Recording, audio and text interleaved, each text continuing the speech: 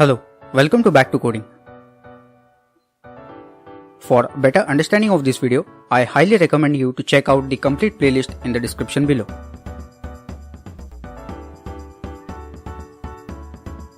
Today we'll be talking about 3 key layouts in Android. Layouts come in several flavors and each one has their own policy to follow when deciding where to position the view it contains.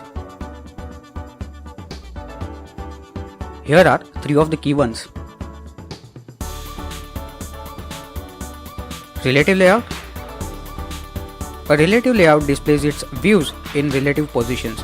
You define the position of each view relative to other views in the layout or relative to its parent layout. As an example, you can choose to position a text view relative to the top of the parent layout, a spinner underneath the text view, and a button relative to the bottom of the parent layout.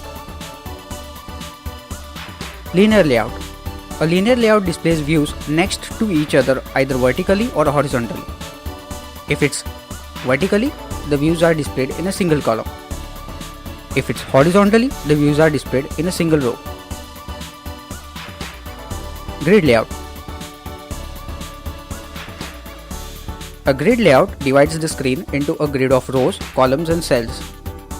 You specify how many columns your layout should have, where you want your views to appear, and how many rows or columns they should span.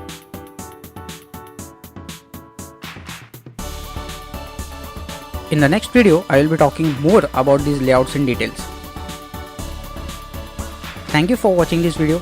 Please do like, share and comment on this video, which really motivates me to make such useful content for you. Also, don't forget to check my other videos which can be helpful to you, and finally, subscribe to my channel.